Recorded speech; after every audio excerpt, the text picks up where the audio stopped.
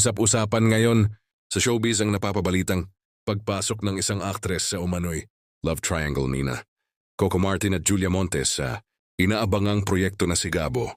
Ayon sa mga kumakalat na chika, mas iinit at mas magiging komplikado ang takbo ng kwento dahil sa karakter na ito na magbibigay ng matinding hamon sa tambalang Coco at Julia.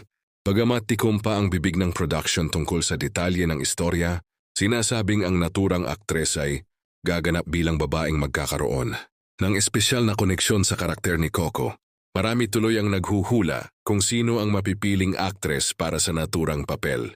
May ilang netizens ang nagsasabing dapat ay isang mahusay at kayang makipagsabayan sa intense acting ni Coco at Julia, lalo na't kilala ang dalawa sa pagbibigay buhay sa mga karakter na punong-puno ng emosyon at lalim.